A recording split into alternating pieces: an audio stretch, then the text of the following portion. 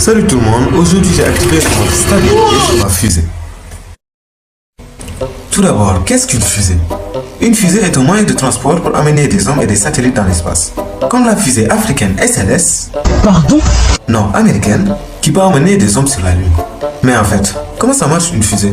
Pour le comprendre, il faut savoir que toute action crée une réaction égale et opposée selon Newton. Donc, si je prends un objet et que je le jette devant moi, je vais légèrement reculer en arrière. C'est ce principe qu'utilise une fusée pour éjecter le plus de masse possible vers le bas pour aller très vite vers le haut.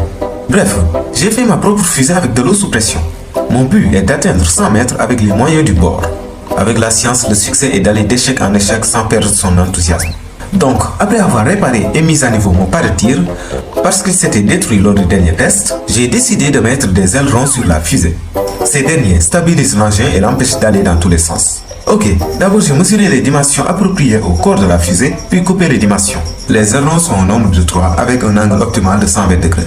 Après ça, vient l'ajout du nez pour minimiser la traînée aérodynamique. C'est cette force qui empêche la fusée d'atteindre 100 mètres. De plus, il guide la fusée et augmente sa stabilité. Sans lui, le mobile ne dépasse même pas 8 mètres de hauteur. Le nez est une pyramide à base octogonale, c'est-à-dire 8 côtés. Il est fait en carton pour sa nature particulièrement légère. La pyramide a une hauteur de 12,5 cm pour un diamètre de 8,5 cm.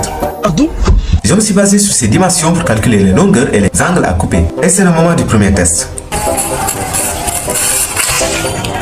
Comme vous le voyez, le tir est très concluant. Voici le ralenti qui permet de bien voir la stabilité du truc. Mais il n'y a pas de rose sans épines. Après un vol magnifique, la fusée a percuté le sol en détruisant le nez au passage. Grâce au nez de la fusée, si la montée est rapide, la descente sera rapide aussi. Et c'est la fin de l'épisode 2 sur la création de ma fusée. N'hésitez pas à vous abonner et à liker la vidéo si vous aimez la science. Dans l'épisode 3, il se pourrait bien qu'on fasse un parachute et un système de libération. Ciao!